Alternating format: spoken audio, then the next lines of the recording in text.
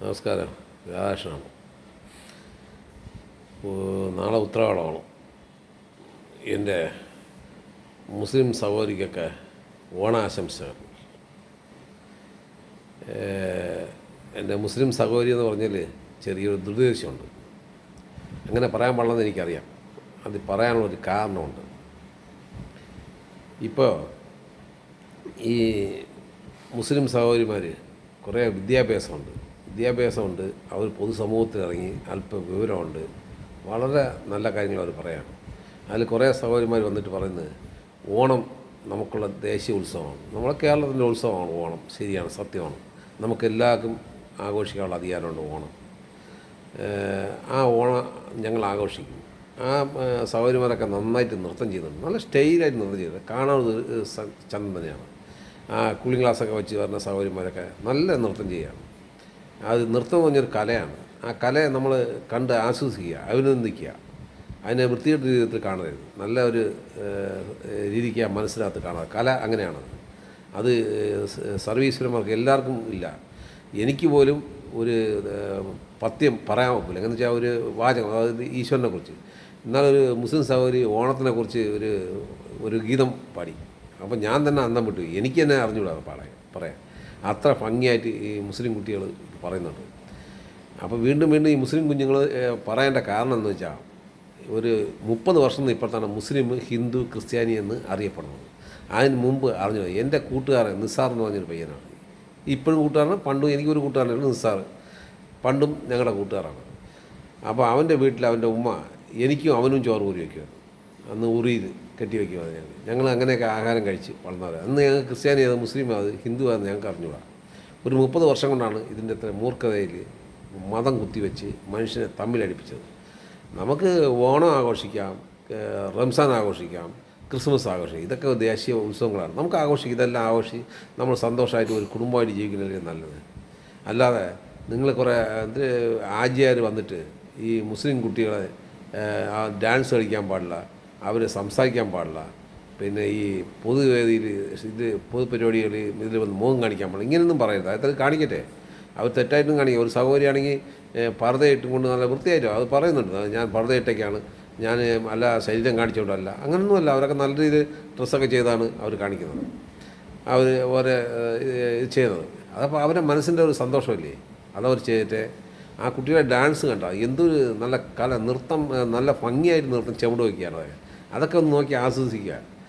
നമ്മളെ സഹോദരിമാരല്ലേ, നമ്മളെ കൊച്ചു മക്കളൊക്കെ നമ്മൾ ഡാൻസ് കളിക്കുമ്പോൾ നമ്മളെന്ത് സന്തോഷം, നമ്മളെ മക്കൾ ഡാൻസ് കളിക്കുമ്പോൾ നമ്മൾ സന്തോഷിക്കില്ലേ, അതുപോലെ സന്തോഷിക്കുക.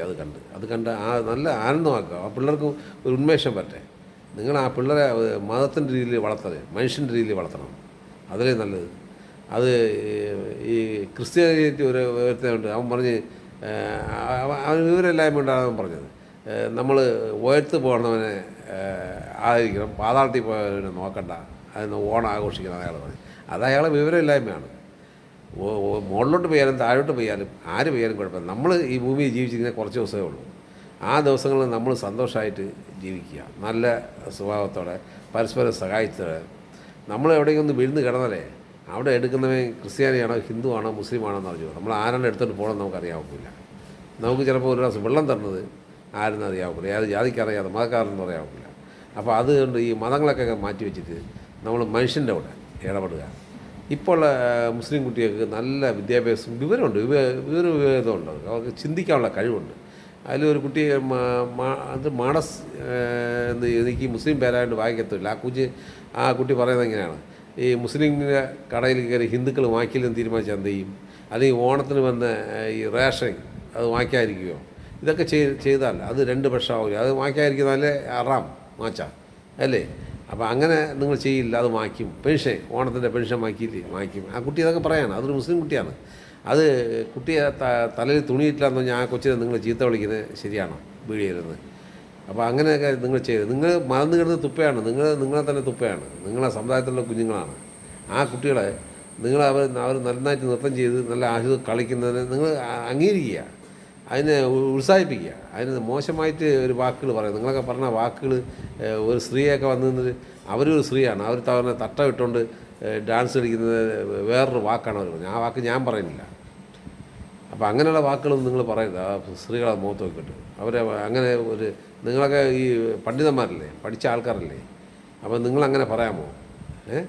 അവർ കുഞ്ഞു മക്കളല്ലേ, 10-22 വയസ്സല്ലേ ആവുള്ളൂ. അവരൊക്കെ കളിക്കട്ടെന്നേ, സന്തോഷിക്കട്ടെ. എത്ര നിങ്ങൾക്ക് ഈ ലോകത്തോടെ എല്ലാവരും പറഞ്ഞാലും മനസ്സിലാവാത്തത്? നിങ്ങൾ ഈ ഈ ഒരു സംഭവം ഞാൻ പറഞ്ഞത്, ഈ മതം എന്ന് പറയുമ്പോൾ ഒരു പഴത്തിൻ്റെ പുറത്തേക്ക് തൊലിയാണ്. ആ തൊലി കഴിഞ്ഞിട്ട് പഴം കഴിച്ചാൽ നല്ല മധുരമാണ് അല്ലേ? തൊലിയോടെ കഴിച്ചാൽ കാണാൻ തൊലിയാണ്. അപ്പോൾ തൊലി കളയുക, പഴം കഴിക്കുക എന്ന് വെച്ചാൽ മതം അത് മനുഷ്യൻ്റെ ആവശ്യമാണ്. അതിനെക്കൊണ്ട് ഉപയോഗിക്കരുത്. അതിനകത്തുള്ളത് നല്ലതാണ്, പക്ഷേ അതിനെ ആ കവചമിട്ട് നിങ്ങൾ നാണം കരുതരുത്. നിങ്ങൾ ഇങ്ങനെ ഓരോന്നേരത്ത് ഈ എനിക്ക് ഉസ്താദ്മാർ ഇവരൊക്കെ നിങ്ങളൊക്കെ ചില ഉസ്താദ്മാർ പറയണത് എനിക്കറിഞ്ഞില്ല എന്താണ് ഇങ്ങനെയൊക്കെ പറയണത്. നല്ല ഉസ്താദ്മാരൊക്കെ ഉണ്ടായിരുന്നു പണ്ട്. ഭീമവള്ളിയിൽ ഒരു ഉസ്താദ് ഉണ്ടായിരുന്നു.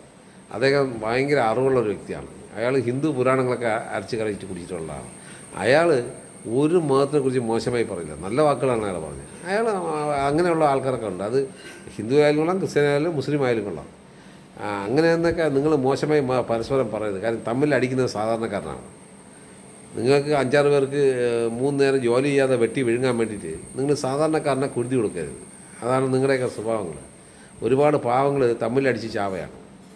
മനസ്സിലായി? എൻ്റെ അടുത്ത് താമസിക്കുന്ന ജോസഫ്, അതിൻ്റെ അടുത്ത് നിസാർ, നസീർ, ഇവരൊക്കെയാണ്. അപ്പോൾ ഞങ്ങളൊക്കെ ഒരു കുടുംബമായിട്ട് കഴിയുകയാണ്. നിങ്ങൾ ഈ വർഗീയത കാരണം ഇങ്ങനെ കാണിച്ചു കഴിഞ്ഞാൽ ഞങ്ങളൊക്കെ പോലെ തമ്മിൽ തല്ലേണ്ടി വരും. അപ്പോൾ തല്ലുമ്പോൾ ഞങ്ങളും ഞങ്ങളുടെ മക്കളും ഒക്കെ പരസ്പരം ശത്രുക്കളായിട്ട് ജീവിക്കേണ്ടി വരും. അതാര് കാരണം? ഈ ഉസ്താദുമാർ കാരണമാണ്.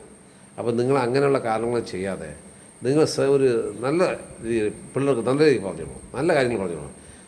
അച്ഛനും അമ്മയും നോക്കണം, രാജ്യസ്നേഹം, ഇതൊക്കെ ആ കുഞ്ഞുങ്ങൾക്ക് പറയും. ദൈവസ്നേഹം, ഇതൊക്കെ നിങ്ങൾ പറഞ്ഞു കൊടുക്കും. അത് കുഴപ്പമുള്ള കാര്യം. അല്ലാതെ ഒരിക്കലും വിഷം കുത്തി വയ്ക്കരുത്. കൊച്ചു മക്കൾ ഡാൻസ് കളിച്ച് അവർ നല്ല ഉല്ലാസിക്കുന്നത് ആ കുട്ടികളെ കണ്ട. ഇന്ന് കുറച്ച് നേരം ഞാൻ ഒരു വീഡിയോ ഉണ്ട്, കൂളിംഗ് ഗ്ലാസ് കണ്ണാടിയൊക്കെ വെച്ച് നല്ല അന്തസ്സായി സ്റ്റൈലായിട്ട് ചാടി ഒരു കാറിൽ നിന്ന് കയ്യൊക്കെ എടുത്ത് കാണിച്ച് ആ ഒരു രംഗമൊക്കെ ഒന്ന് അങ്ങ് മുമ്പോട്ട് സാരി എടുത്തുകൊണ്ട് വന്ന് ആ ഒരു സ്റ്റൈൽ കാണിച്ച് അതൊക്കെ ഒന്ന് നോക്കണം. അത് നോക്കുമ്പോൾ അതിന് നമ്മളെ സഹോദരിമാരാണ് അവർ, അല്ല മറ്റൊരു കണ്ണുകൊണ്ട് കാണരുത്. അത് സഹോദരിയായിട്ട് കാണുക. നമ്മളെ സഹോദരി നമ്മളെ മുമ്പേ ഒരു നൃത്തം ചെയ്യുമ്പോൾ നമുക്കൊരു സന്തോഷം ഉണ്ടാകും. നമ്മളെ മോള് നമുക്ക് സന്തോഷം തോന്നി, അങ്ങനെ ആ രീതി കാണുക. മോളായിട്ടോ സഹോദരിയായിട്ട് കാണുക, അതിനപ്പുറത്തോട്ട് കാണരുത്. ചേഴാറി ഇങ്ങനെയൊക്കെ കാണുമല്ലോ, അവർ കാണിക്കുന്ന ഒരു സന്തോഷം, അവർ കാണിക്കുന്നത് ശരി, ഒരു നല്ല കാര്യങ്ങൾ നമ്മൾ അവരെ ഉത്സാഹിപ്പിക്കുക. അപ്പോൾ അവരുടെ മനസ്സിനകത്ത് ഒരു സന്തോഷം തോന്നും. അതുകൊണ്ട് ഈ വർഷം ഓണാശംസകൾ. എൻ്റെ വീണ്ടും പറയാൻ തെറ്റെന്ന് വിചാരിക്കരുത്, എൻ്റെ മുസ്ലിം സഹോദരികൾക്ക് ഓണാശംസകൾ. Thank you.